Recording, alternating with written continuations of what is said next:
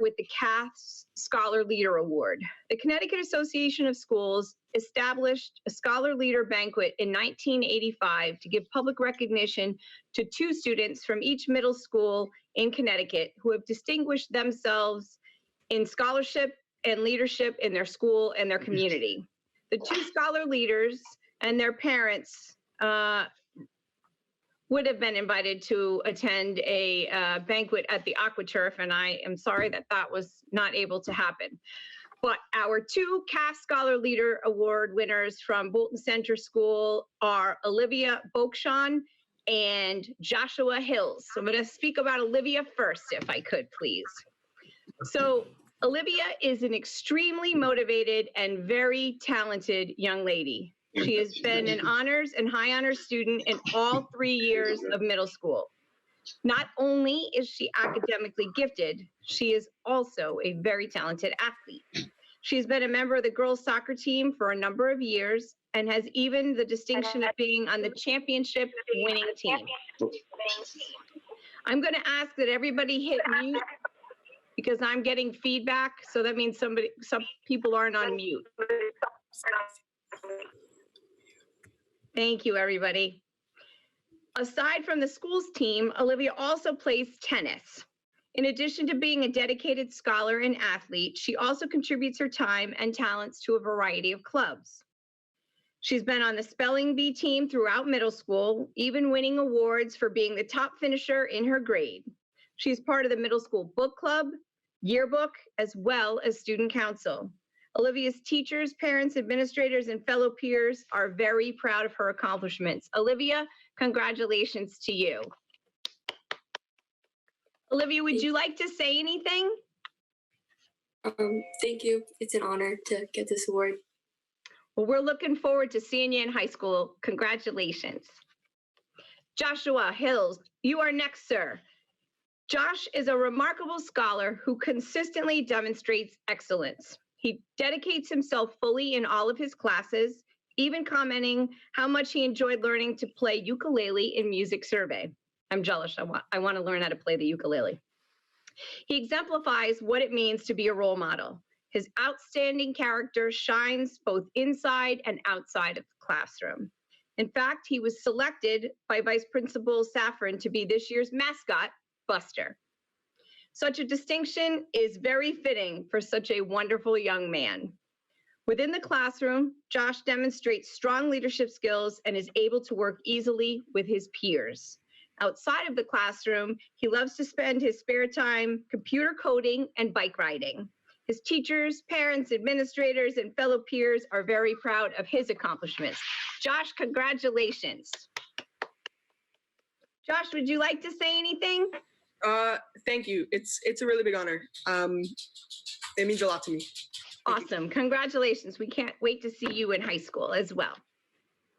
And now, ladies and gentlemen, it is my pleasure to introduce this year's Bolton High School's valedictorian, Hallie Gavin.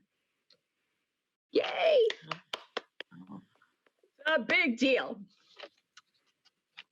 Hallie has completed a very rigorous class schedule over the last 4 years and continued to be involved with extracurricular activities, including but not limited to the EHS swim team, Bolton High School track and field, vice president of National Honor Society, robotics, and Envirothon. I'm wondering when she slept. She spent countless hours volunteering, whether it be tutoring, coaching, or organizing events. Hallie is always there. She's a great leader and takes pride in everything she does. She is the recipient of many distinguished awards and taught herself how to use the C++ coding. Her teachers report that she demonstrates advanced intelligence in all content areas, exhibits remarkable character and leadership characteristics. Hallie will be attending the University of Connecticut in the fall to study biomedical engineering, where she is sure to immerse herself in all things UConn and continue to be a leader and a scholar. Hallie, congratulations to you and to your family. Well done. Thank you. It means a lot to me. You're welcome. Congratulations. It's great to see you. Yeah. And now, ladies and gentlemen, our salutatorians, and we have co-salutatorians this year. Bobby Flowers and Matt Zakowski.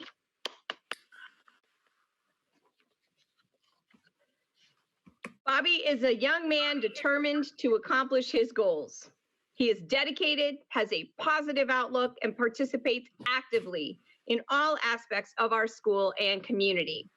He has earned many awards at Bolton High School, is a long-standing student council rep and a member of the National Honor Society. He places the utmost importance on his academics and displays the highest commitment to learning. He is a true scholar and possesses the qualities of a lifelong learner. His successes in high school go well beyond all of the sports and academic accomplishments he has accumulated over the last 4 years. Bobby's charisma and humanity stand out as he truly cares about people and demonstrates it daily through his actions and his words. He is ready to move on to college, where I am certain he will continue to be a leader and a scholar. He also will be attending UConn in the fall and plans to major in business. Bobby, congratulations to you and your family. Well done. Would you like to say anything? Thank you so much. You're welcome. Congratulations. Good to see you. You too.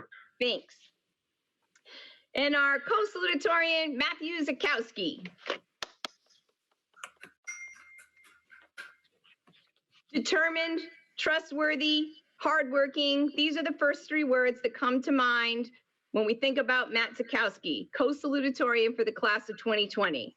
This young man is set on accomplishing his goals and has been a great role model for his classmates and the community.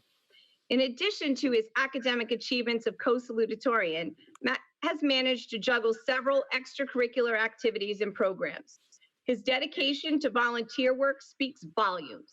He has given back to his community as a big and little mentor to the underclassroom, NEASC student representative, and youth group leader. His long list of activities that support his resume include everything from National Honor Society to Jazz Club. Although he has done amazing things here at BHS, Matt is ready to move on to college, where we are certain he will continue to be a leader and a scholar. Matt will also be attending the University of Connecticut in the fall and plans to major in engineering. Congratulations, Matthew, to you and your family. Well done. Matt, would you like to say anything? Oh, yeah, just thanks for the recognition. It's nice to be recognized. That's awesome. Well done. Congratulations. Good to see you as well. You guys, that's awesome. Congratulations. One more round of applause. UConn is a lucky place. I think I'm going to have to call somebody and tell them what amazing scholars they're getting from Bolton. Now I would like to acknowledge, I'm going to try to do this without getting emotional, our student rep, Hazel Tunyali, for her continued service as our student rep to the Board of Education. Hazel excels academically, and she has immersed herself in every aspect of Bolton High School. Hazel's outstanding commitment to her school community naturally led her to the role as student representative to the Board of Education. Hazel will be attending the University of Hartford next year, where she is sure to find success. She's done an outstanding job as a student rep to the Board of Education, and she's going to be greatly missed, particularly by this superintendent. Congratulations. Hazel, would you like to say anything? Yeah, I would just like to say thank you, and that it was an honor to have had this opportunity. Thank you so much. Thank you so much. It's great to see you on screen, Hazel, and it was nice to see you yesterday, too. This is Hecht. Yes. If I may, thank you to Hazel, and Jack is in here too. Thank you for their service this year. And I just got to say real quick, it's ironic that we end, our face-to-face time together with Hazel on camera, because the very first project that Hazel and I worked on her freshman year, and Ms. Carvalho knows exactly what I'm going to say. It was one of my information videos where we did like a talk show where students interviewed me, and Hazel was the one most guilty of refusing to let me see the questions ahead of time. She made it clear that I had to answer them cold with no preparation whatsoever. So it's funny that we start like that and end like this. Awesome. Thank you for sharing that. And now we move on to our retirees. Again, I'm going to try to do I'm my sorry. best. Go, Mr. If I may, I'm sorry. Also in the Zoom room tonight is our new Thank you. student Board of Ed student representative, as selected by Hazel and Jack and myself through our very rigorous process. She's in here somewhere. Emily Denuzio, a rising junior, will take over Hazel's seat and assist the Board of Ed next year. So congratulations to Emily. Congrats. Em, would you like to say hello just so everybody puts, the board members can put your name to a face? Yeah, thank you. It's an honor to be selected. We're excited to have you join us, Emily. Okay, Mr. Maselli, am I good? Thank you, sir. All right. We're going to move on to our retirees. We're going to start with Amy Bear. Amy began her career at Bolton Center School as a substitute teacher and then began working as a paraprofessional for special education. She supported students in many different grade levels with various needs, demonstrating her versatility and skills. She took the initiative to learn new programs and technology and has always been willing to take on any challenge. Additionally, she has supported students in after-school activities and often attends concerts and encourages students and lends a helping hand. She's a vital part of the walking field trip for fifth graders, volunteering as a docent for Bolton history, which culminated with a rest break and snack on her front porch and was always a fond memory for our students. She also supported the efforts of the Girls Empowerment Camp, where she demonstrated various skills from the use of power tools to the creation of twirling skirts. And of course, she found the community sponsors for these activities. Many of you may not know this, but Amy is also the magic behind the birthday banners and signs that appear when staff celebrate birthdays at Bolton Center School. She is well respected for her professionalism with staff and her kind and effective rapport with students. Her high level of concern for the well-being of those around her is evident through her daily interactions. She often brought in materials to support lessons and projects, enhancing the learning of our students. Amy brings warmth and positivity to each room she enters. Her soft-spoken manner, warm smile, and desire to make each student feel valued and loved allow her to support so many students in a seamless way. We wish Amy the best in all of her new endeavors and thank her for her dedication to the students and staff at Bolton Center School. Amy, you will be dearly missed. Thank you. It's been an honor and my pleasure. Thank you, Amy. Congratulations. Much health and happiness to you. Thank you. Pam Browning is our next retiree. Pam joined the Bolton Center School family in 1985 as a sixth grade teacher in a unified classroom. Over the following years, she moved to fourth grade, looped with her fifth grade class, and when an opening appeared in social studies on the sixth grade team, she volunteered to fill the position and is now finishing her 35th year teaching at Bolton Center School as a sixth and seventh grade social studies teacher. Over her time at BCS, she's earned a Celebration of Excellence Award for an environmental project she created called Talking Trees. And who could ever forget the final week of sixth grade with the old social studies curriculum and the castle days when mountains of cardboard boxes would be cut, pasted, glued, colored, and eventually transformed into worlds of knights and medieval castles.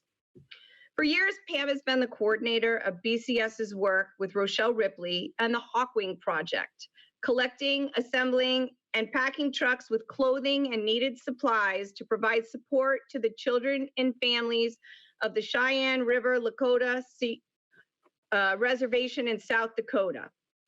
One year, receiving special permission to drive out with Jimmy Henderson all that way to deliver our contribution and teach a few classes to the school there.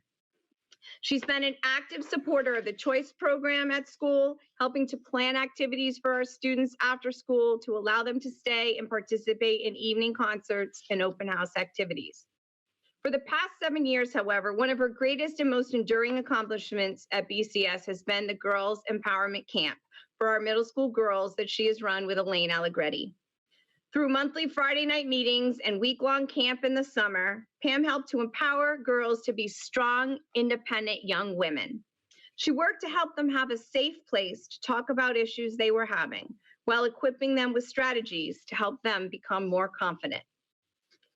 Each and every person asked agreed. Pam was and is the one person people turn to for help, for reassurance, or a caring shoulder, or simply a laugh. Her presence at BCS will be sorely missed. We wish her nothing but the best in her retirement. Pam, congratulations. Thank you. Thank you. I've always considered the fact that I landed this job in Bolton one of the greatest blessings of my life. I'm going to miss everyone. And we will miss you. Much health and happiness. Thank you. Our next retiree, Karen Cordero, Bolton High School. Dedicated educator, proud mom of 2 Bolton High School graduates, environmental advocate, worldwide traveler, and Bolton High School's by far most enthusiastic cheerleader. We know her as Karen Cordero. We should have sent pom-poms to her house tonight, I think. Karen began her career at Bolton High School in 1985 and was retiring at the end of the school year after 35 years of teaching. Over the years, Karen has inspired students to explore the world around them, enjoy the wonders of the night sky, question the how and the why of the natural world, and protect the environment. As a former student stated, she has taught students not only how to care for the environment, but the importance of caring for the environment. She has taught a plethora of courses, including freshman science, Yukon environmental science, ecology, sophomore biology, and astronomy, all with a passion for teaching and an overabundance of enthusiasm. Teaching has not simply been a job for Karen. It has been her passion, and she has wholeheartedly dedicated herself to the Bolton community for the past 35 years. Karen and her husband, Tom, moved to Bolton early in her teaching career in order to raise their children, Lindsey and Colin, in the Bolton school system. But even before her children were students at the high school and well after they graduated, Karen has thrown herself into extracurricular life at Bolton High School.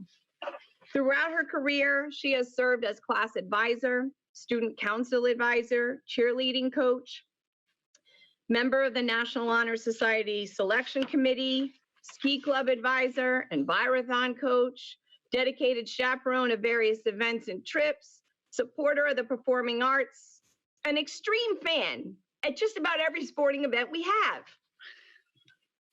She has also organized highly successful educational trips to Costa Rica, South Africa, and U.S. national parks, giving students and community members alike the opportunities to experience nature outside the confines of our small town.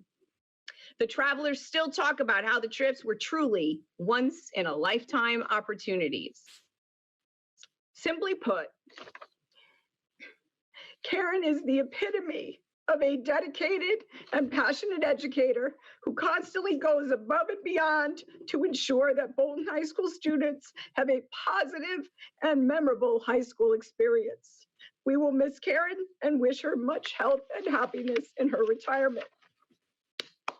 Oh, Kristen. Hey, so for years I've been saying to all of my sport people that I watch, it's your time, it's your time. Well, I think it's finally my time. So thank you all. It's been a pleasure, and I loved working with everybody. Congratulations, Karen. Health and happiness and lots of fun travels. Absolutely. Absolutely. Hang on, everybody. I got to take a sip of water. Hey, you want a Kleenex? Here. I needed a whole box. Okay, moving on to Laurie Lopez. Laurie has been a fixture at Bolton Center School for the last 32 years and will be missed greatly as a colleague, mentor, and friend. She began her work in Bolton as a special education teacher before moving on to 5th grade. She would serve for a time as a Spanish instructor before ultimately ending up as a 6th grade language arts instructor. The 6th grade team is a tightly knit group that got along extremely well and leaned on each other for support. And Laurie's experience and grace allowed her to bring so much to her team. Her fantastic sense of humor brought levity to both her classroom and her colleagues, in and out of the classroom. Her language arts team appreciated her candor and her willingness to always share new learning and opportunities for learning with her team, so that we could all get better to serve the students and help them succeed. Her students shall miss her wit and the kindness she always brought to her teaching, despite her always holding her kids to high expectations. Beyond the classroom, there were so many pieces that not everyone saw from Laurie. Her caring for students and advocacy for those who did not have a voice to speak for themselves was invaluable. Laurie brought nutritious food for students who had none or who were homeless. She donated items when she saw firsthand an obvious need. She was willing to literally do cartwheels down the hallway to brighten the day of students in need of a smile. Even her accidental humor, from technology frustrations or thrown coasters gone awry, brought joy to those around her. Laurie has been a supportive teammate and will be a lifelong friend to those who knew her.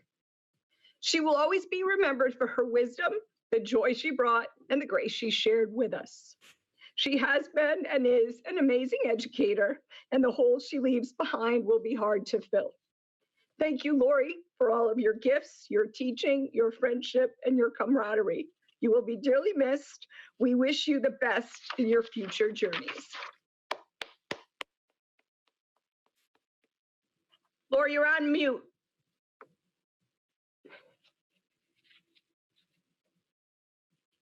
Down at the bottom of your screen, pull your thing all the way down to the bottom left. You see the mute button, click on it.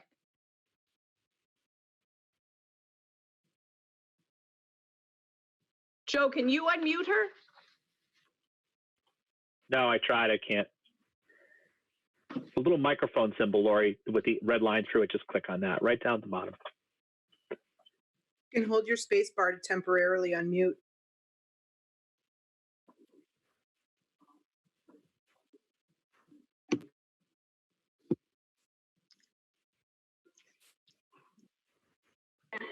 There. You got it. By the grace of God, we go. That's, thank you for that beautiful tribute. And, I move forward in next steps with everybody that my path has crossed in the Bolton community, particularly at Bolton Center School. I've gained so much in so many ways from knowing each and every person, and it's made me a better person. Thank you, Laurie. Much health and happiness to you in your retirement. Congratulations. And last but certainly not least, our last retiree, Ms. Barb Thomas. Barbara Thomas has spent 22 years teaching in the Bolton Public Schools, with 3 of those years at Bolton High School and the remaining years at Bolton Center School, teaching grades 6 through 8. She has been a valued team member who will be fondly remembered for her intelligence and helpfulness. As a fellow math teacher, Kelly Bucci said of Barbara, Barbara is not only an amazing teacher, she is a kind soul. She is the first to offer help or expertise, a good friend, and a wonderful coworker. She will certainly be missed. Many other faculty members echoed the same sentiment of her helpfulness, and they will all miss her. Her fellow staff members will miss her sense of humor as well. Many recall the years that they all ate lunch and laughed together with Barbara in her classroom. One of the biggest laughs came when Barbara revealed she had convinced her students she rode a motorcycle to school every day. To help with the ruse, the rest of the team went along with the joke and confirmed Miss Thomas did indeed arrive each morning riding her loud motorcycle. Aside from her humor, her students also appreciated Miss Thomas's intelligence and helpfulness. Barb's always willing to go the extra mile to make sure students had the help in math that they needed. One of her recent 8th graders, Miyakota Adkins, said of Miss Thomas, if someone needed help, she was really good at helping them. In fact, Barb often gave up her lunch period, worked through study hall, or stayed after school. She always tried to make teaching math enjoyable, even holding auctions for students where they could redeem tickets earned in classes for prizes. These prizes ranged from everything from wacky glasses and floral lays to oven mitts and everything in between. The students loved the prizes. She also shared with her students her expertise with quilting by running quilting workshops in past years during enrichment. When asked what Barb looked forward to doing in retirement, she responded, plans for her retirement include a less stressful part-time job, a lot of quilting and needlework. We wish Barb all the best in the next phase of her life, and we thank her for all of her service to the students of the Bolton Public Schools and for being such a wonderful team member. Barb, congratulations. Barb, would you like to say something?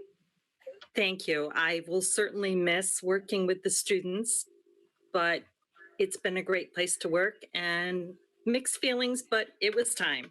Thank you. Thank you. Best of luck and health and happiness in your retirement. Thank you. Chair O'Neill, that concludes Celebration of Excellence for this evening. Thank you to all of our students who have achieved high levels this year, and well, congratulations to all our students, and thank you to all of our teachers who are retiring. We're going to move on to our regular business part of our meeting, so you're welcome to stay or not if you so choose. Do we have any comments that have been submitted from public? We do not have any comments from the audience. Okay. Do we have any additions to the agenda? We do not. Bye, guys. Thank you very much. You're welcome. Appreciate it. Thank you. Bye, guys. Thank Best you. of luck. Special Thank greeting to our friends from Florida, Nancy and Nancy. Absolutely. Very cool. They're tuning in from their lanais. Yeah, I love it. Very good. Okay, on to routine business item. Do we have a motion to approve the May 14th, 2020 Board of Education virtual business meeting minutes?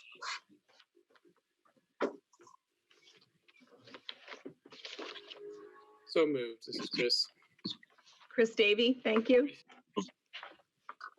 Moved by Chris. Do we have a second? Second, Sue Pike.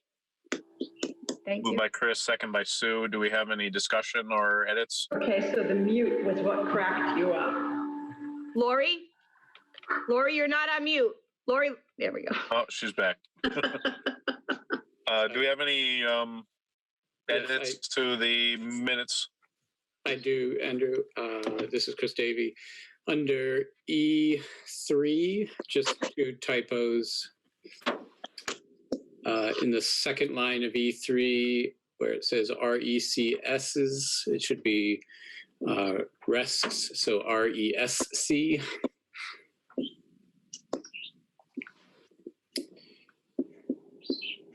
And then 2 lines below that, the Bolton Scholarship Fund also meet virtually.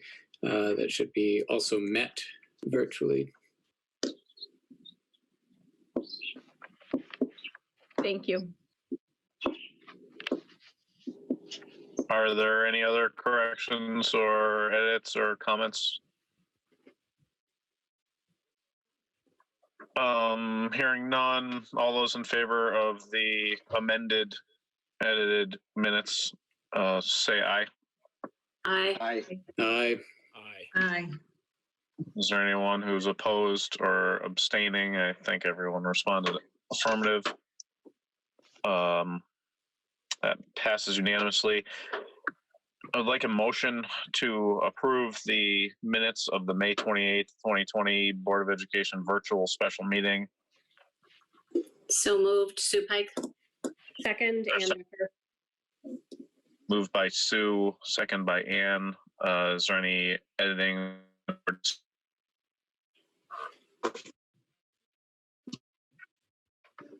Hearing none, all those in favor of approving this, say aye. Aye. Aye. Aye. Aye. Aye. Or abstentions. That passes unanimously as well. Board of Education committee reports, finance. Okay. So at this point, the budget is 84% expended, which compares to last year. At the same time, we were 85% expended. And coronavirus is a never-changing landscape. Kristen, would you like to weigh in on a few things? I would, yes, please. If we could please put up the transfer list. Thank you. For transfers, we had to purchase instructional supplies for our behaviorist, our BCBA. We needed additional monies to cover the shortfall for speech and language testing of $6. As you know, we needed to repair the leaking hydronic pipe repairs at Center School. The board approved that at the May 14th meeting, but it's accounted for there for you. We needed to purchase an additional Wilson reading kit. We purchased the new laptops for administrators and some admin assistants. That happened. You approved that on the May 14th meeting as well. We had a $1.95 shortfall to order our fiscal check stock purchase. We had previously deferred projects. Now that the building is unoccupied that we've been working on, that was approved by the board at the May 14th meeting. That is there for you. We purchased the carpet tiles for the Bolton High School library and office space because we're in a position now, because no one's here, that we can actually get that job done. We needed additional postage required due to the end of school mass mailings that had to happen because of COVID. We had to cover a shortfall for our secure document delivery. We had to purchase that feature in School Messenger to allow for the electronic sending of report cards at Bolton Center School. And we had a shortfall in the line for our psychological testing. If we could then go to the budget status report, please. And if we could go to the last page of that report. You will see that we have a revised projected balance of $117,554. That would include our commitment towards the 2020-2021 budget and our request this evening for a $75,000 transfer from transportation and fiscal services to systems management to purchase 200 more touchscreen Chromebooks, and that will then position us to be a one-to-one district. I think this is essential for us as we move forward in the fall. Every child is going to need a computer, as the unknowns due to COVID-19 are very large. We will be putting this in for reimbursement and hope to be able to be reimbursed at a minimum for 75% of this cost. But I heard on a call the other day that there is, once the FEMA portion is exhausted with the 75% reimbursement, then you can apply for the 25 remaining % through the relief fund. Waiting for more specificity on that, but that is where we stand, and that is the request for this evening. Are there any questions?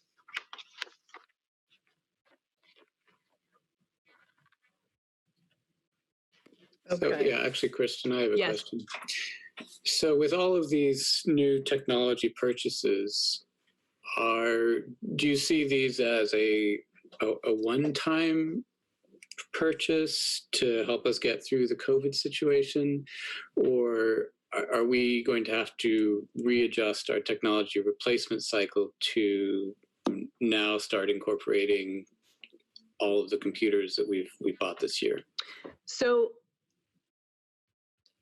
to be honest, Chris, I don't know that we've really gotten that far. in it. Right now, we're still in emergency mode with COVID and trying to position us to be in a place where we need to be for the fall, for whatever the fall and or winter or rest of next year are going to bring for us. We have begun to have some conversations about that, but I don't want to shoot off the cuff right now till I have had a time with the administrative team to really talk that through and time with Sarah and Alan to really examine it further. Thank you for the question. I'm not really sure what's on the screen right now, Joe Maselli. Thank you. Are there any other questions?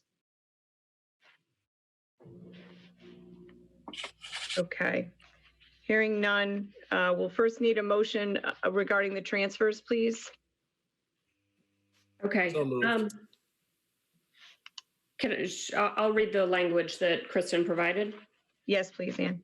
I move to approve the transfers recommended by Superintendent Hecht in the May budget update. I'll second that. Oh, it's Chris Davey. Do we have any more questions? Do we have any more questions or discussion on this? Hearing none, all those in favor of the transfers, the regular transfers? Aye. Aye. Aye. Aye. Okay, and Is there anyone who is opposed? Abstentions, passes. Thank you. all right, so I also move to approve the transfer of $75,000 from transportation and fiscal services to systems management to purchase 200 more Chromebooks to enable the district to be one-to-one. Second, Supike.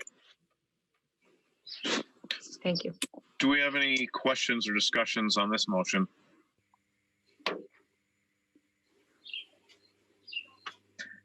Hearing none, all those in favor? Aye. Aye. Aye. Anyone opposed or abstaining? That also passes unanimously. Thank you, everybody. And our students, thank you. We're done with finance, correct? Yes, we're done with finance. We're 1-to-1. Made it. We did. Sorry, I have multiple screens That's okay. open. Where are we? We're on to transportation. Oh, transportation. Transportation committee. So, go ahead. Transportation. Yeah, go ahead. Sorry. No. I was just going to suggest that you update us. Okay. So transportation met and we have reached an agreement with both M&J and Havens Transportation regarding the COVID-19 closure. And I just wanted to thank Ann and Rhea for the countless meetings that we had to get that done. So thank you very much. Thank you, Kristen, for all your hard work. Yes, Kristen, I second that. Thanks. We're on to community meeting reports. Yeah, we have any community meetings? Yeah, I have some, but before we do that, we did, should personnel have been on? Because personnel committee did meet. I'm sorry. Yes, it should have. That is a good point. The personnel committee met yesterday to discuss the superintendent's review and contract, and we will be discussing that in an executive session this evening. Now on to community meeting reports. All right, I have a few. So I attended the CREC annual meeting in May. Of course, this was virtual. It was followed immediately by the monthly board meeting. At that meeting, members were asked to collect information ahead of our June meeting about how much their districts spend at CREC each year and on what services. So I'd like to thank Kristen and Casal for providing that information to me. And just so the board is aware, this current fiscal year, we will be spending a little over $250,000 with CREC. About half of that goes to tuition for our students who attend magnet schools. Most of the rest is for IT services, and the amount the amount the town sends to CREG is actually higher than what the school sends for IT services because we share that cost with the town. And then there's very small amounts for professional development, consulting, and the virtual high school program. Moving on to Bolton Scholarship Fund, we continue to meet virtually. At our last meeting in May, we approved the recommendations of the Scholarship Review Committee. Scholarship awards for BHS seniors will be announced as part of the graduation ceremony, and notifications to current college and grad students will be mailed out next week. This was the first year that we used an online application, so if there are any parents of applicants, unfortunately, it seems they've all left the meeting, but oh yeah, Scott, yeah. And if there are any parents of applicants who have comments about the new process or suggestions for improvement, we would love to hear them. Sue, Andrew, and I met with the Charter Revision Commission, and I'll let Andrew talk more about that. But I wanted to mention that after that meeting, I learned that the commission is considering inserting language into the charter that would require the town and the Board of Ed to share a director of finance. I shared this information with Kristen and asked whether that would even be legal under state law. I would also like to suggest that the Board of Ed, that we might wish to send a formal letter to the commission expressing our thoughts on the idea. And I think you may have seen the email that Kristen sent this afternoon with some further information about that issue. Lastly, I'd like to draw everyone's attention to the recently released Bolton 2020 survey results. They're available on the town website. They do include some feedback that are relevant to the school system. While the schools generally receive high marks from townspeople, a comparison to a similar survey conducted 20 years ago seems to indicate that people do not rate the quality of the schools quite as highly as they once did. So I hope that at some future point, we as a board can look into that and try to figure out what might account for the drop in ratings, whether it's something we need to be concerned about.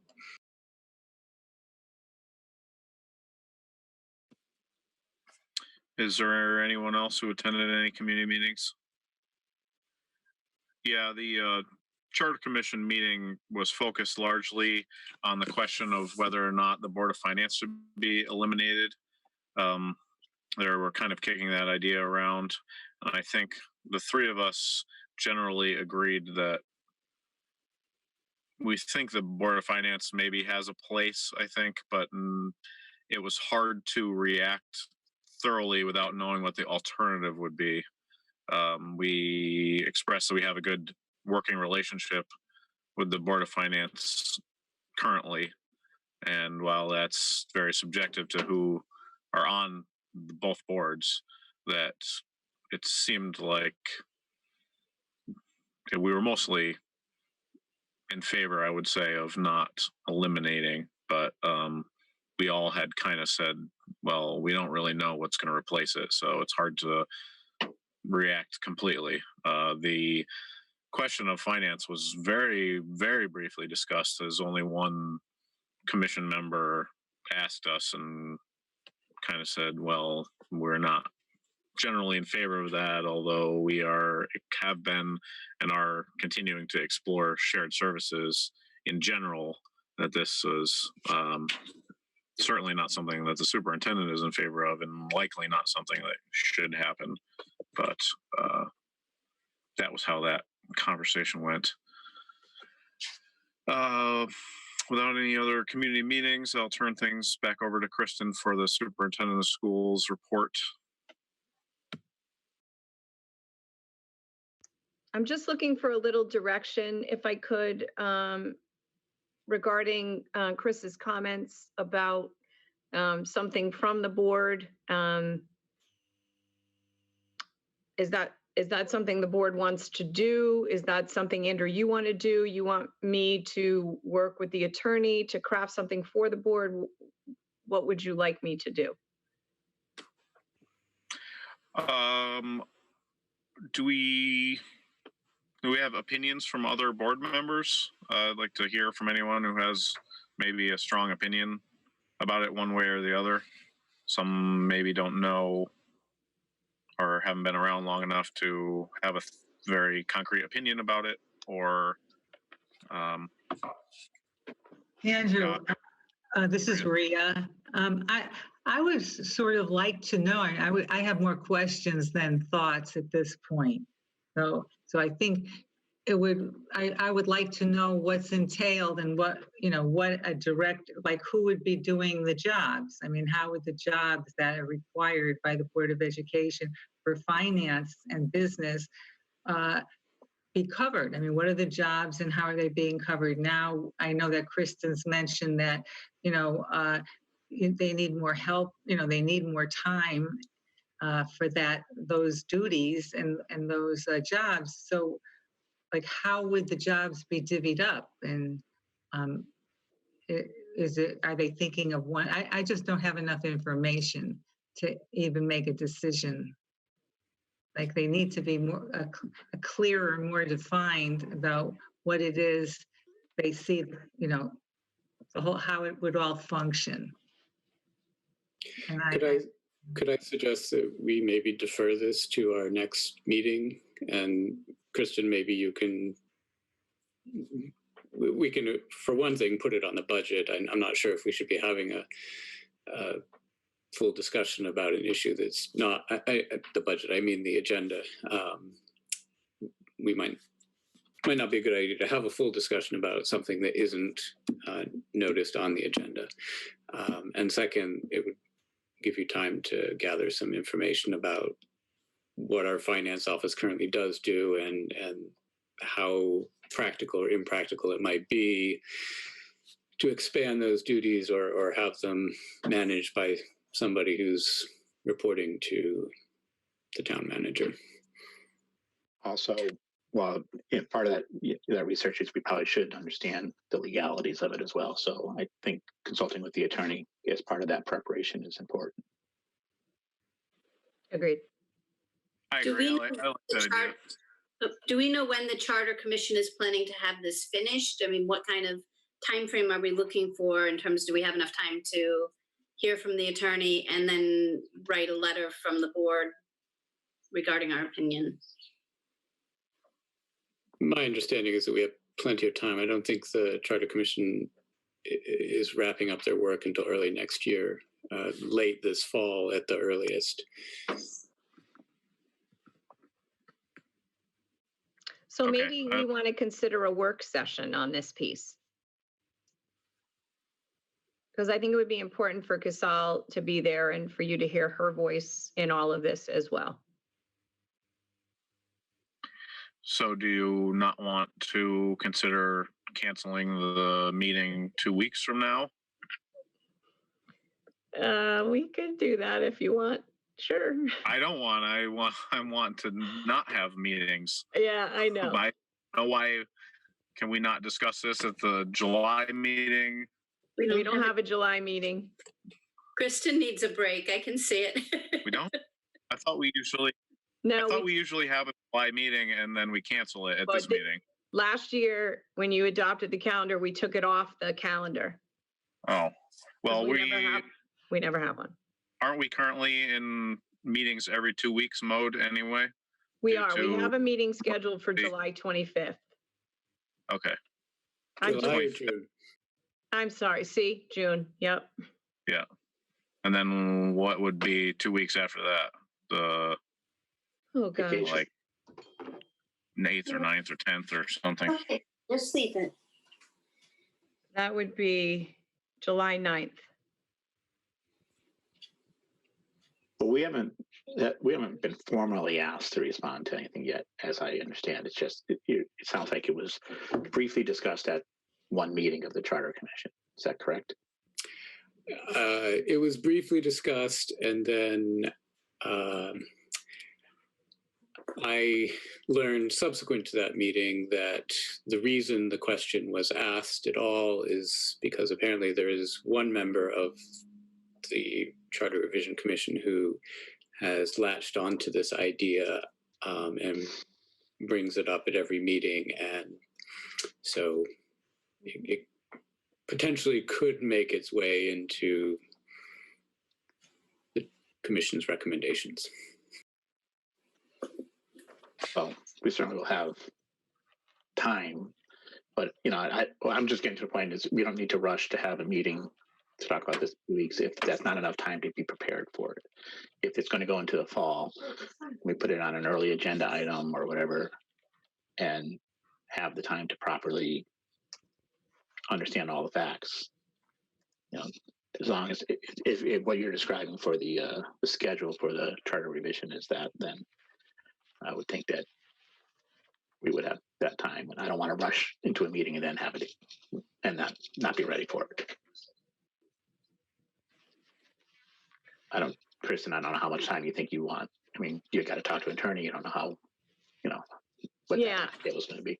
Yeah, well, and I think, maybe it's, I have information from the attorney that I have sent and shared with you. Certainly, if you all wanted her to be present at the work session or the discussion, we could certainly have that happen as well. I don't think it's going to take Casal and I a lot of time to we could probably rattle it off right now, but I want to be thoughtful about her role and all that she is responsible for and all that it entails and how it continues to grow. So. Well, if you want to do it in 2 weeks, I'm okay with that. If you want to table it, that's fine as well. What about 4 weeks, which would be July 9th? At that time, 2 weeks, I don't know how much else we'd have to discuss the wrap up of school. Maybe in 4 weeks, we would certainly have more guidance from the state, and we would have other business potentially to discuss regarding the return to school. I know we don't usually have meetings during the summer, so this is not ideal, but personally, I'm not available. Kristen, that in July 9th, 16th? Nope.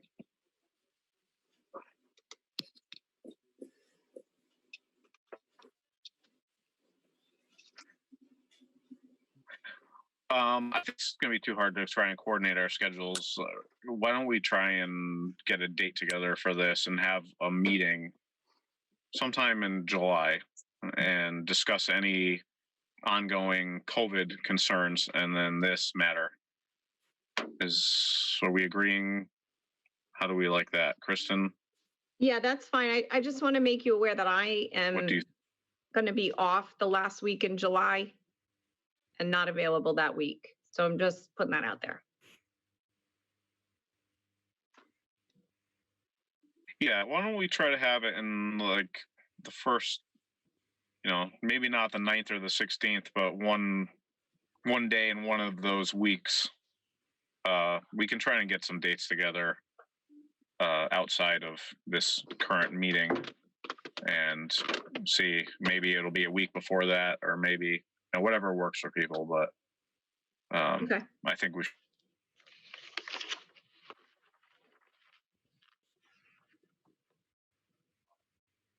Sounds good. Okay, I think I might have lost him. Yeah, I'm back. Okay. Sorry. Goes in and out. We'll get together on a date of something. I think we should maybe have it in 2 weeks, but have one the week after that or the week after that, and try and get together on whatever updates we might have or whatever business we might need to take care of, because we may not need to do every 2 weeks over the summertime as there's no functionally active school, but we already have this piece of business, and I'm sure something else will come up by then. So we could do maybe a quick meeting, take care of this item, and then anything else that might occur, and then decide on when would be the next appropriate time after that to meet, sometime probably in early mid-August. but Sounds good. all right, we'll get together on that.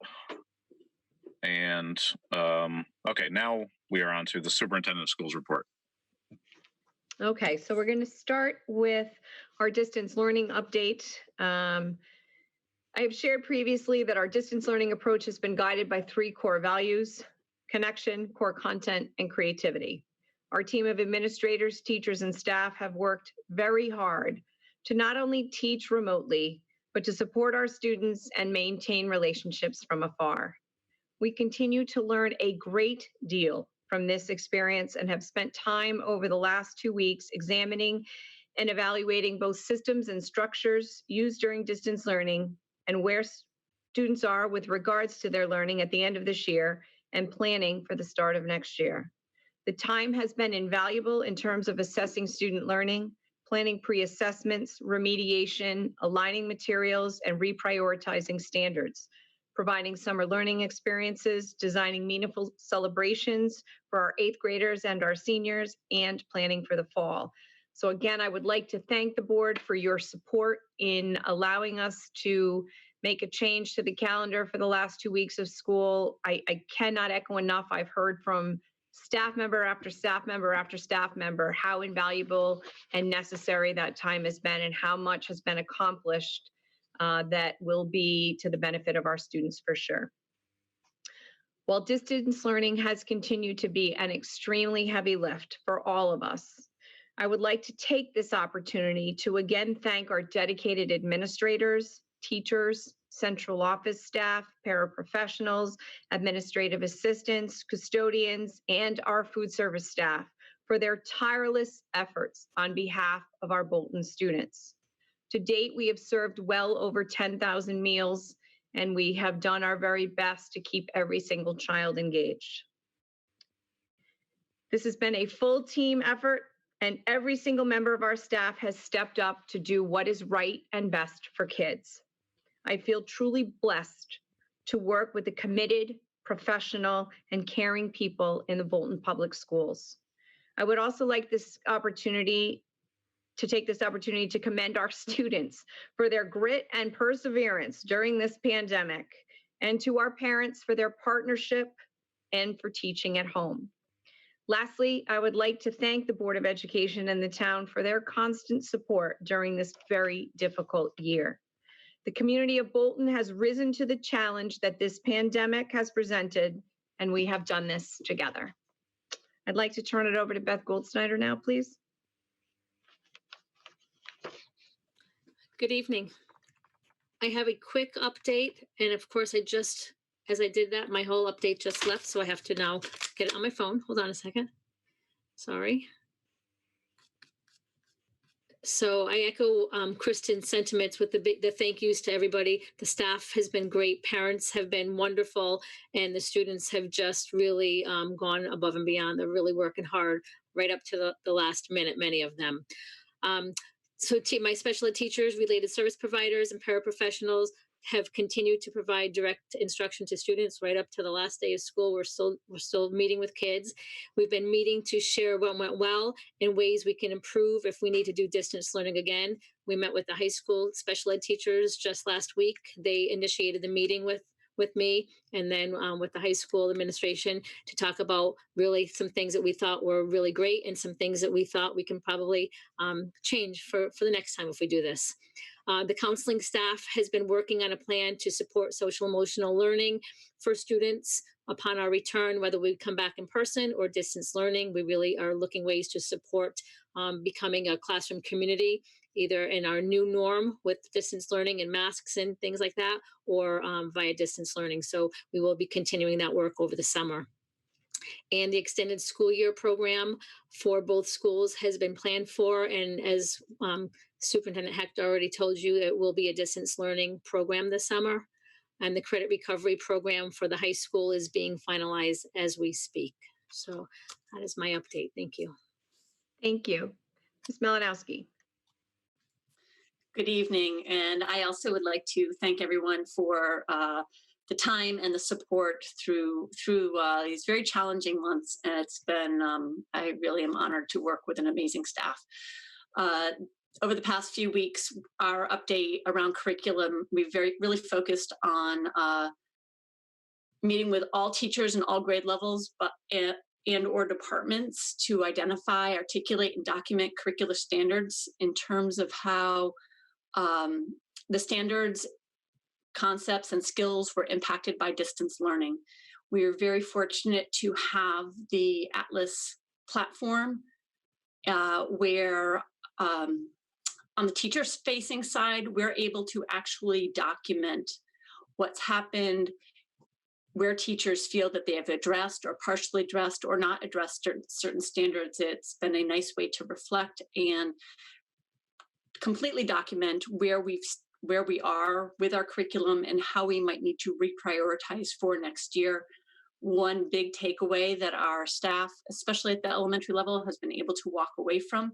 We're very fortunate that March was the time of year that we were stepped away, because in terms of our standards, we've touched on almost 100% of the standards in ELA and a little less in math, but really we're over 90% in hitting the standards at some point during the school year.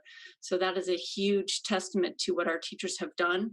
We're certainly March to the end of the year is not a lost time. It's that reinforcement and strengthening. So that documentation of partially met skills, we've been able to communicate that with the receiving grades so that teachers may plan appropriately for next year, and also use our online platforms so that we are able to make sure we don't lose our thoughts over time. So that has been a very productive and helpful time, and the staff really dug in to have that communication. We've also, as Kristen has mentioned, we're moving towards that one-to-one initiative, and we have already secured 150 of the touchscreen Chromebooks prior to this. So we are well on our way. Alan is already working on getting those secured. The reason for a move towards touchscreens especially is our youngest learners. One thing we did learn in this distance learning experience, and should we be in some sort of blended learning experience, really our young learners, the keyboard experience is not necessarily appropriate for all types of learning that needs to happen. And while we don't have a full IT department, having a touch Chromebook will then mimic somewhat what the tablet experience can happen. So for platforms such as Seesaw, which has been a great benefit for our young learners, is now easier and accessible and equitable for all of our students. And that's really been our focus of choosing the devices that have been available, of how we can make sure that, as we think about what may happen next year, equity is certainly at the topmost of our thoughts to make sure we can continue the learning process. Thank you. Daryl. Good evening, everybody. A lot going on into the year, wrapping everything up. The staff and students are finishing up into the year activities, finalizing grades, and as the superintendent mentioned earlier, we secured a system of getting report cards sent digitally secure. So we're looking forward to using that. Collecting any last assignments, distribution of materials, and collection of materials this week. I'd say probably about 50% of families have come to the school to drop off school materials and to collect their materials. And we're going to have another day in either late July or early August for any families that were unable to make it this week. So we're going to hold on to those materials. Teachers are trying or have worked really hard the last 2 weeks with meetings with Sarah for curriculum, meeting with each grade level for student articulation from one grade level to the next. We had staff meetings today. We had a meeting about Seesaw today. So there's a lot of, I'm tired of looking at the screen, but we've had a ton of productive meetings the last 2 weeks. So thank you for that time with the restructured schedule. We're sending out, or actually they got mailed today, the academic awards for 5th through 8th grade students. So all the teachers called the recipients of those awards. I signed, I think, about 200 certificates. So those will be getting mailed today. I know they mean a lot to the students, so they should be receiving those soon. Mrs. Saffron and Mrs. Sullivan have done an outstanding job preparing a summer learning plan for the summer. It's called Learning Adventures. They had a parent meeting the other day, and then they had a live stream student meeting the other day. I was in both of those, and they just did a really good job of laying it out. And if you hear the term flat buster, It's a picture of Buster on a piece of cardboard, and anywhere you go this summer, you got to bring it with you and take a picture. So I have mine with me, and I'm going to Harkness. Once school gets out, and I'll be at Harkness with it. We're currently in the midst of also some hiring processes. As you could tell tonight, we have some retirees, and we're trying to fill those positions. And so far, the pools have been very solid, and the processes are going very well. Thank you. Joe.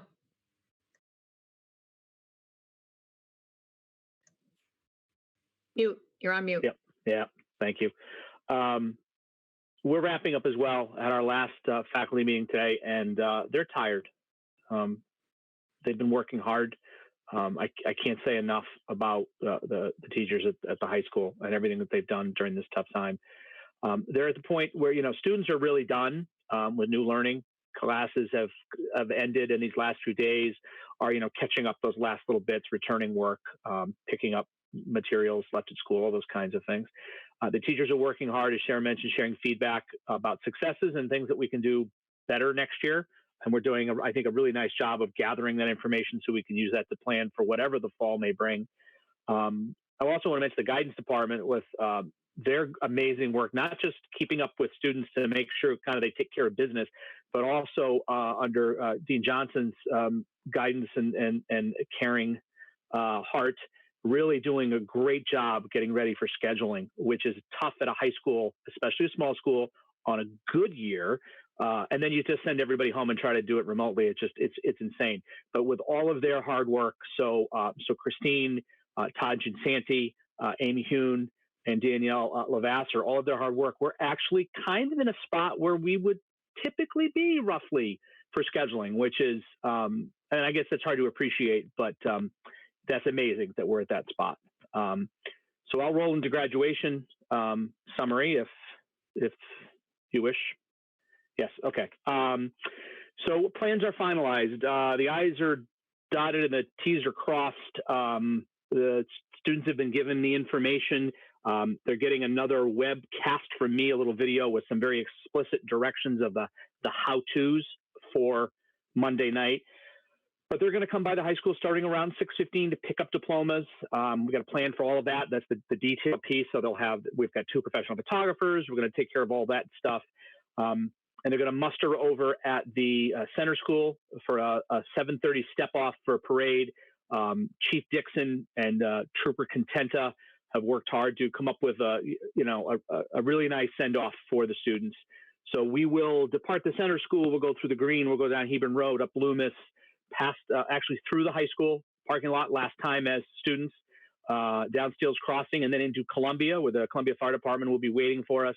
So through the center of Columbia and out to the drive-in. Hoping for everybody to get there around 8:30. I hope you all received the email from me last night with all of those details, so you can see the parade route and also kind of your paths to join us at the drive-in if you wish. Also the YouTube link if you want to watch from home. It's the same video. So that is the plan. We will start at 9 o'clock, both virtually and in person, because that's when the drive-in says it's dark enough to hit go. Thank you. Daryl. 8th grade promotion planning continues to go well, as similar to the high school. Students have submitted some pictures and short videos that we're adding to the program, which is this coming Monday, the 15th at 10 a.m. And I'll send out an email as well, but it's boltoncelebrates.com. www is not necessarily needed, so boltoncelebrates.com. We did a dry run today on the website, and we definitely have some things to work out. But we have all the meat and potatoes. Now it's just refining, and we'll try it again this weekend, live streaming it because we want it to be as seamless as possible. So yeah, we're ready to go and just in the final stages. We're excited. Thank you. Any questions or comments for us yet, Chris? So yeah, I have a couple questions. But before that, I just wanted to say my wife brought my attention to an article that was in the Wall Street Journal yesterday or the day before that presumed to assess how distance learning had gone in the country and basically gave it a failing grade.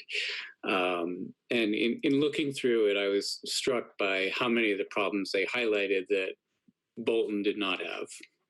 And so just I wanted to express my appreciation to Kristen and Daryl and Joe and the rest of the senior staff for all of your work throughout this spring. It's been remarkable, and we are clearly in good hands here in Bolton. So thank you for that.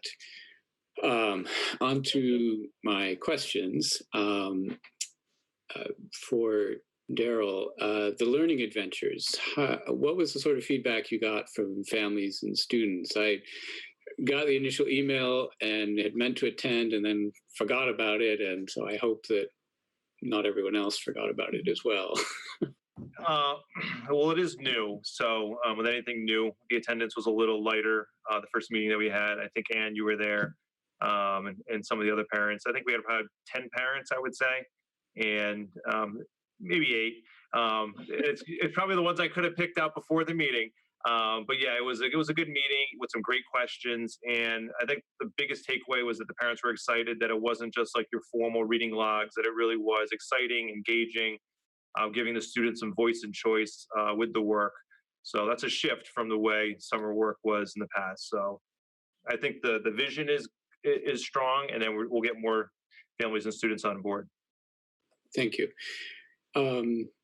So I know in an earlier meeting, there was some discussion about, possibly needing to start the school year earlier to help with kids getting caught up. I know we moved to the adjusted schedule at the start of June, so the students would have so the teachers would have an opportunity to review where all students were and where deficits might be. Having done that work, do you have a sense how much extra makeup will be needed in the fall, and to what extent it might impact our ability to get through the curriculum next year? And that's addressed to both Joe and Daryl, or Kristen, or anyone else.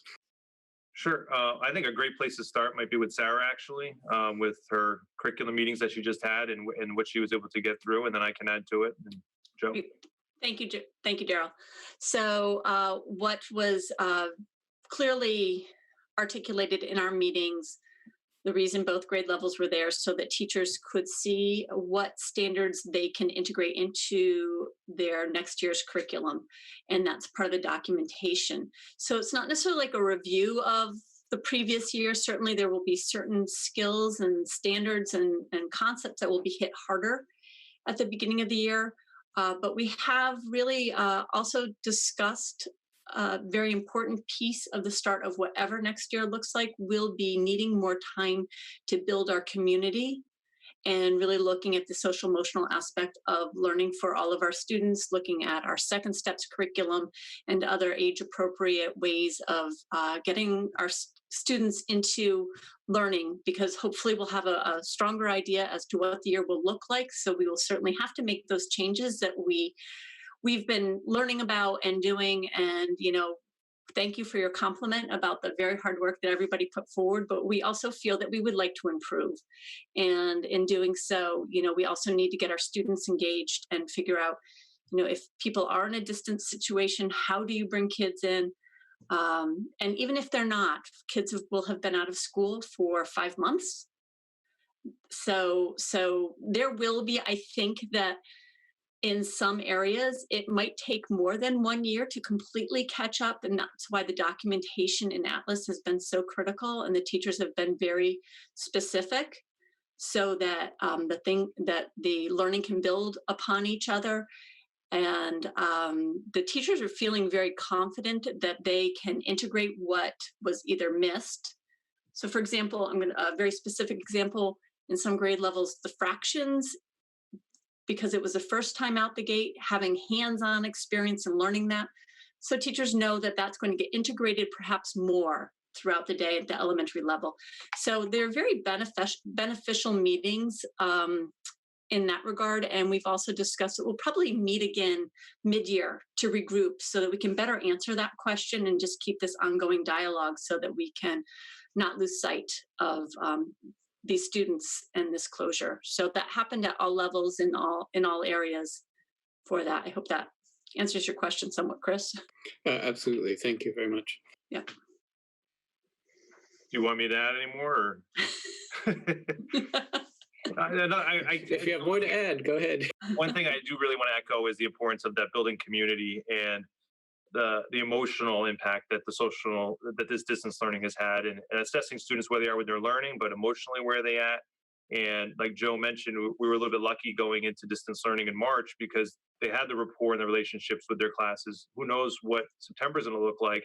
Teachers aren't going to really know all those kids as well. So that's a concern of mine, and we're constantly thinking and trying to develop plans for that as well. Thank you.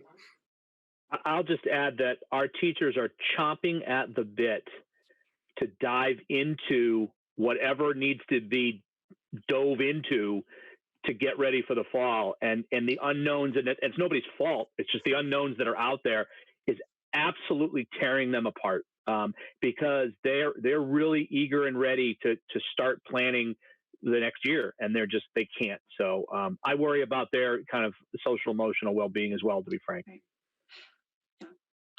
And just to add off of that, there was a little bit of relief at the staff meetings today when I said we are really well positioned to be one-to-one with more updated devices for the students. So at least that gives something for teachers to hold on to that we can say is a definite. So just to see a little bit of a sigh of relief over one thing that they could count on. So again, thank you for your support in that as well. Thank you. Are there other questions or comments? Yeah, I just have a quick question about, can you give us a little more insight on, Kristen, on what you're waiting for guidance on what we're going to see this fall, and, how we're going to, just like, what are the next little steps that we're taking on that? Yeah, so we're taking a number. So let's start with the guidance first. Reopen Connecticut has one group assigned to be discussing about school in the fall. Again, on the governor's call on Wednesday afternoon, the Commissioner of Education was pressed. When are we going to know? When are we going to have some information? And actually, that press this time around did not come from a superintendent. It came from a first selectman. So, everybody is eagerly awaiting some kind of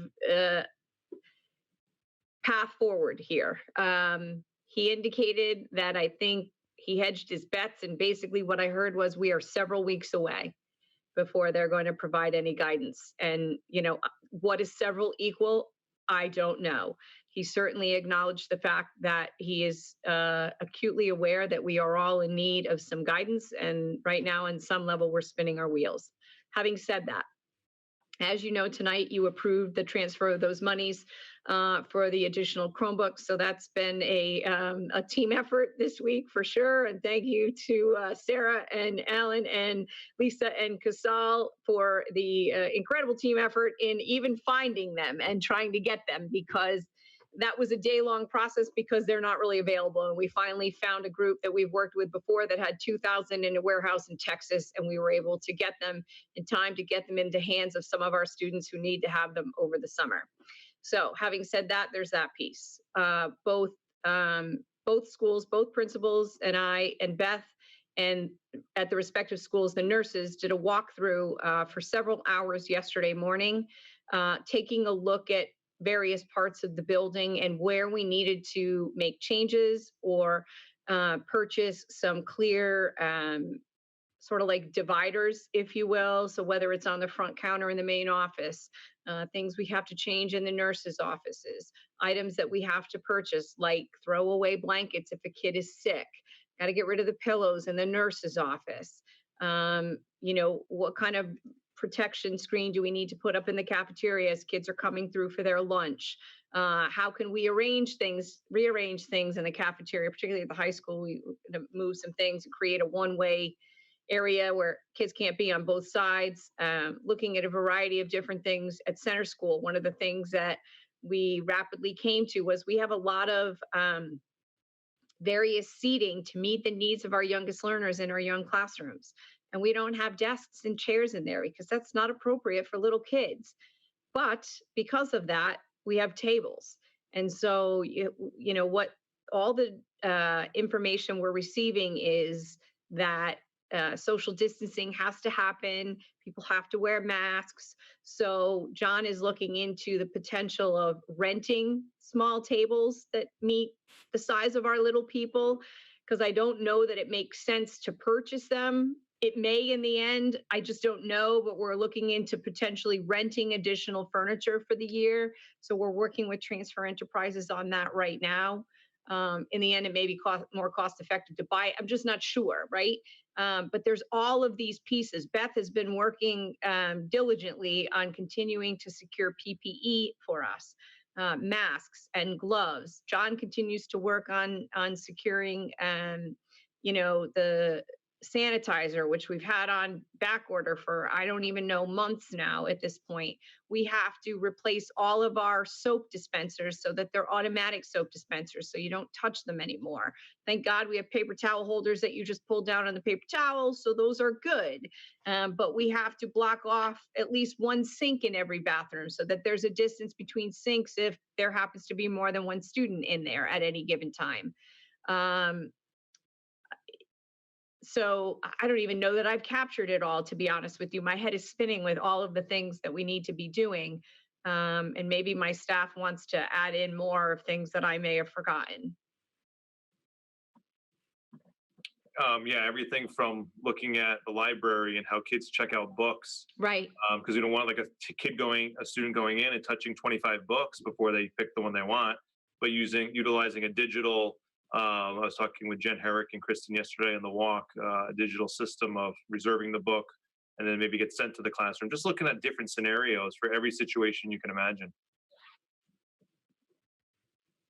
Yeah, and Sarah, is continuing to look at, we've purchased we have received for free a host of various platforms, which has been great that they've been free, but now we're not sure, do we have to now, are we paying for it? And if so, where are we finding the monies for that? So it's like this domino effect that every day, I think we get up and I must have 5 different conversations with each administrator every day about all of the aha moments that we've all had during the night while we're trying to sleep. So thank you for that question. Yeah, no, thank you. And I completely appreciate all the steps that you're going through to prepare for whatever it is we see in the fall. Lastly, how much discretion do you think that the school district is going to have regarding opening or closing? So ultimately, the superintendent always has, I think, the decision. I mean, I closed schools before the governor did. And because I did it, because I felt that it was the safe thing to do for our students and our staff, for sure. However, having said that, I mean, they gave very prescriptive guidance for ESY and summer school. And one of the things that I heard today on our emergency management weekly call with town officials and our Eastern Highlands Health Director, he shared that he's on a committee at UConn for their reopening, and they're going to be testing everyone. And so I asked him, well, Rob, are you hearing that we're going to have to test every child, every teacher, every staff member? And he said that that is somewhere in one of the pieces of the governor's plan about reopening, but that's more about, getting testing really up and just part of our existence, I think, at this point. So I think it's going to be pretty prescriptive. But again, in the summer school rules, there was all these prescriptive rules, and then it said, but it's up to the superintendent. Because I think statutorily, it's up to the superintendent. Okay, thank you for that. Yep, thank you. Anybody else? Okay, I think we're on to unfinished business. We sure are. All right. I believe most of you got the email about the asbestos project and how we have to amend the minutes. Kristen, you want to review that at all? Absolutely. So you may recall that at our November 14th, 2019 meeting, the board approved the asbestos project at BCS as completed for $138,960.79. That number in those minutes needs to be revised to reflect the final total of $141,450.79. There was a retainage payment that did not come in until well after that meeting in November, and we want to include it so we can recapture the full amount that we are due. So we'll need a motion, please. This is Chris. I move to amend the November 14, 2019 minutes, item G.3, previously adopted. I move to revise those minutes to reflect a project total for Bolton Center School project number 012-0040-CV in the amount of $141,450.79. Sue, second. Thank you. Does anyone have any questions about this or want to make any comments? Andrew, should I abstain? This is Rhea because I wasn't on the board then. I don't. Yes. Okay. Then I abstain. Okay. That was in November, right? So Ben and Rhea would abstain from this. Okay. Anyone have any questions? We all understand why we're doing this. All those in favor of amending these minutes? Aye. Aye. Anyone opposed and abstentions? Rhea. And Ben. Rhea and Ben abstain, and everyone else is in favor, and that passes. Thank you. Thank you. And we're on to 2020-2021 budget.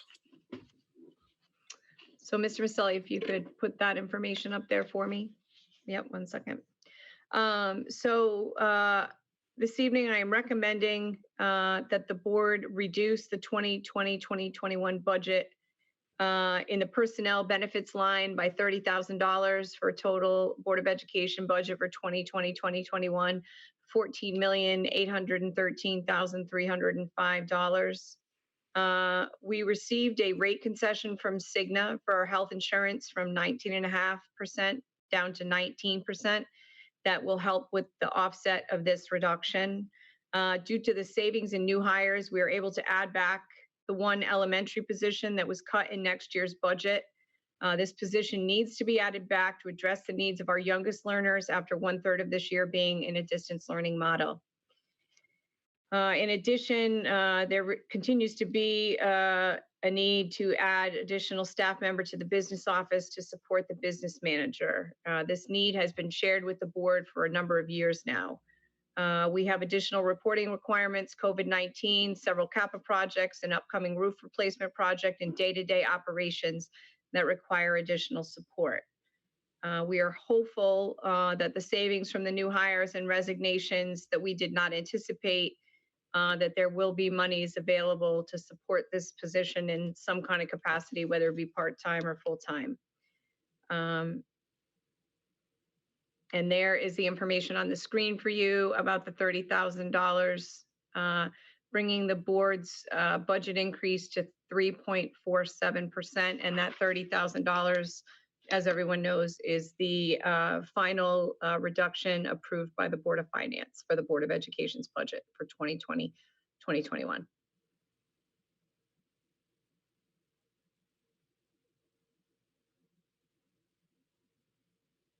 Any questions?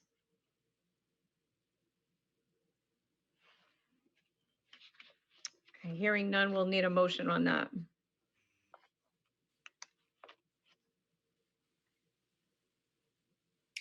Okay, I can make it. Let's see. I just lost my language. I move to reduce the personnel benefits line by $30,000 in the 2020-2021 Board of Education budget. Thank you. Second. Thank you, Ben. Moved by Ann, second by Ben. Do we have any other questions or comments on this adjustment?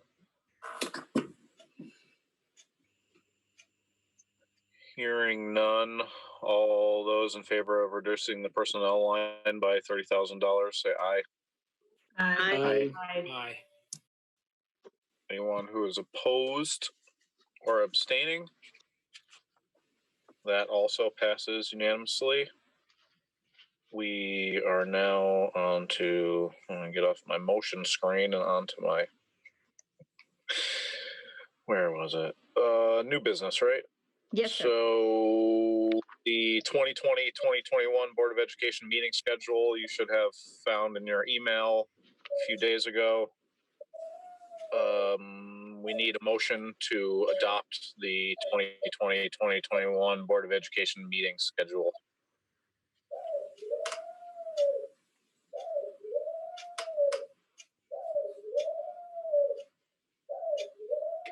I think somebody at Sue's house is making the motion.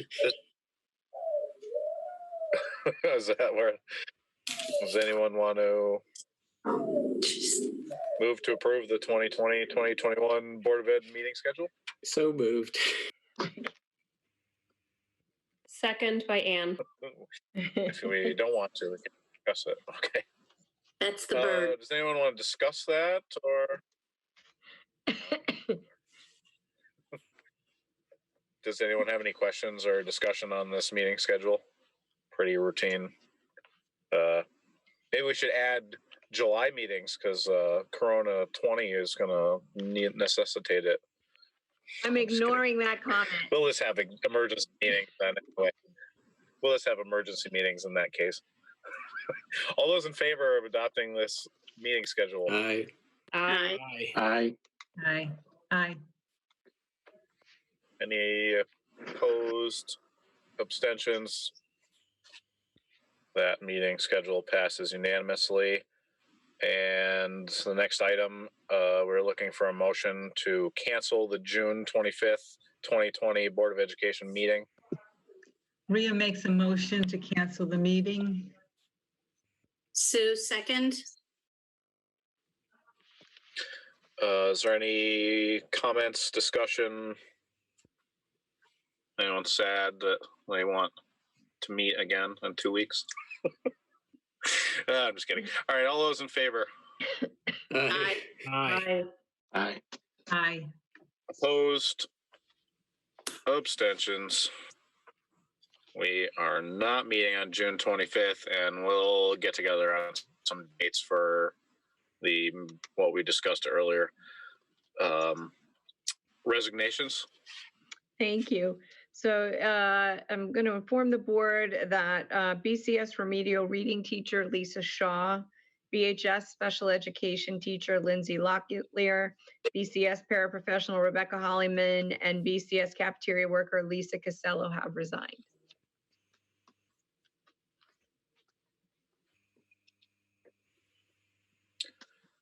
Thank you. It will be missed. And yes, indeed. Do we have any future business? We have lunch prices. That was anything. We have lunch prices to discuss. Oh yes, I'm sorry. I think I pulled up the old agenda. No I worries. apologize. Yes, item G, the lunch prices. That was another email you should have received. Yeah. Was it yesterday? Yes, today? Yesterday. So I apologize for the lateness of the add to the agenda and the information. Just received this yesterday. It's a fast moving train here, gang. I just want to remind the board and for our new members that last year I shared that Bolton receives federal funds from USDA for our food service program. And as such, we are required to use the paid lunch equity tool if we are not at the required average for 2020-2021 of $3.09 for a lunch, which we are not. Our current lunch prices are $2.90 at Bolton Center School and $3 at Bolton High School. Further, we are 15 cents below the required weighted average required by USDA. This weighted average goes up every year. Basically, we are at the USDA's direction for pricing, and if we do not show that we are using the tool and increasing our prices, the state can order us to raise our prices or we will not receive USDA funding. Or we could keep our prices the same and the BOE would have to make up the difference, and this was not a budgeted item as our food service program currently remains a self-sustaining program. If we were to lose USDA funding, it would mean we would need to raise the prices of lunches to approximately $5 a lunch. Further, we do have the ability to apply for a waiver for the paid lunch equity requirement if the school food service account maintains a positive or zero balance as of this past December 31st, 2019. However, while we are very cognizant of how this pandemic has affected our community, it is not, unfortunately, our recommendation to apply for the waiver, as minimum wage is going to go up yet again this year, as is the cost of food. We're already seeing a rising cost of food now. This waiver can be done, but it only sets us further back as the weighted average increases every year, and the board was made aware that we would need to make an increase again this year, and I can tell you we will likely need to make an increase again next year. If the board does decide to apply for the waiver, we must submit it by July 30th. The state did not provide guidance on breakfast pricing, so our plan is to keep breakfast pricing the same for next year. And I believe that, I'm looking for my answers to the questions, maybe Chris has it, that he had posed that I think would be important for everyone to hear. So one of the questions was, how much do we receive from USDA for each meal? Our lunch reimbursement rates for 1920 with the required weighted average was $3. And as I shared in 2020, 2021, it's $3.09. We're paid 32 cents, reduced lunch $3.01, free lunch $3.41, an additional 6 cents per meal certification compliance grant. He asked, are the prices we charge for meals factored into the calculations for who qualifies for free or reduced meals? The price we charge and the USDA requires we charge are based on those that do not qualify and pay full price per the USDA PLE tool. Will higher prices allow some families to qualify for assistance who might not now qualify? Families qualify based on their income and or direct certification eligibility. A higher price will not change how they are eligible. We do anticipate we will see an uptick in qualifying families based on the current events and their income levels going down and or assessing services like Medicaid or SNAP. After we discussed this last year, I thought about this issue further, and it occurred to me that the concern on the part of the USDA might be that towns not in effect use their federal free reduced meal dollars to subsidize the cost of meals for kids who might not need that assistance. If that is the point of PLE, then I'd agree with the reasoning. Answer. Yes, this is precisely why the USDA requires we increase each year. The USDA raises the reimbursement rates for those that qualify for free and incentivize the paid and reimbursement meals as well. If we do not raise our paid pricing, the free reimbursement dollars will have to make up the difference, and eventually the model becomes unsustainable. The program can no longer operate successfully, jeopardizing meal access to those that need it most. If our meal cost is lower than the federal reimbursement rate, is there some way to petition for a lower reimbursement and thus keep prices lower for everyone?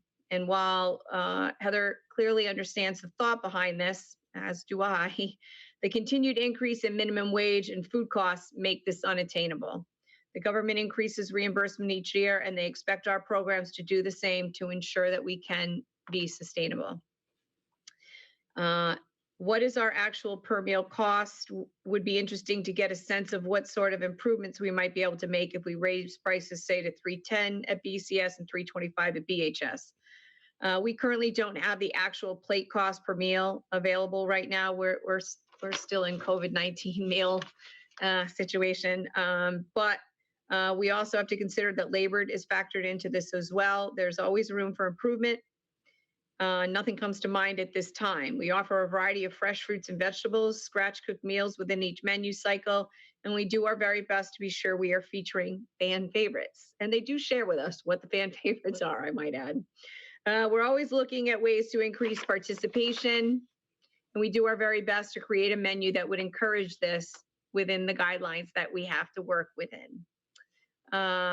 what I can say, jumping to 310 and 325, or even the recommended $3 and 310 would do is help the program to continue to be self-sustaining. Self-sustaining school nutrition programs are unusual, as most districts rely on BOE funding. So keeping pricing at or higher the weighted average promotes sustainability. And as I've shared with the board before, you know, each year we're sort of in that, might next year be the year that we're not being self-sustaining anymore, but we are still working very hard at keeping ourselves as a self-sustaining program to the extent that we can. Chris, I want to thank you for those very thoughtful questions.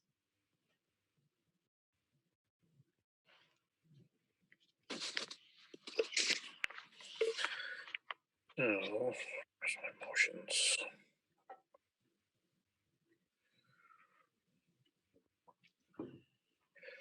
So do we have a motion to raise the lunch prices by 10 cents to $3 at PCS and $3.10 at BHS for the 2020-2021 school year?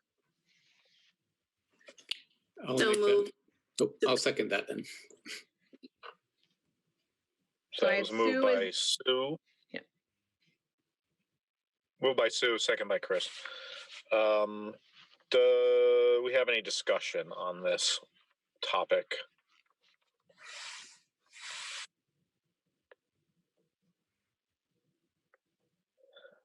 I'd just like to say that I hate doing this. I hate when the government tells you you have to do things when they don't make sense. And I don't know if I want to fight about it this year, but next year I might. So all those in favor of this increase this year? Aye.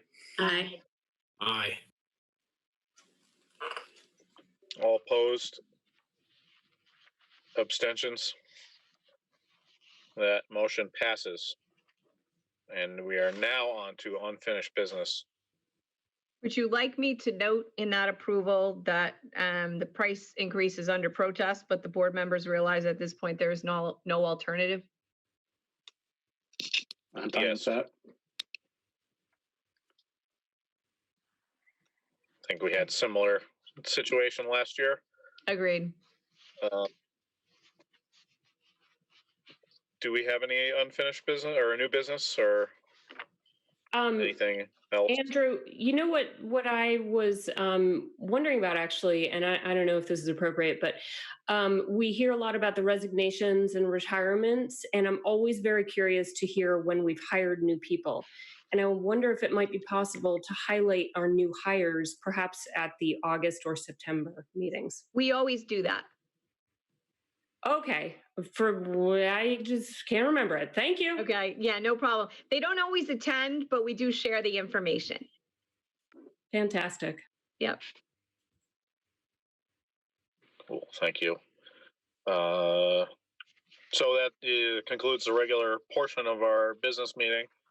And we are now looking for a motion to go into executive session and to invite the superintendent to attend to discuss the superintendent's review and contract. So moved. Rhea seconds. Ann, did you move that? Thank you. Yeah, motion by Ann, second by Rhea. Do we have any discussion? All in favor of going into executive session? Aye. Aye. Aye. Opposed? Abstentions? Thank you, everybody.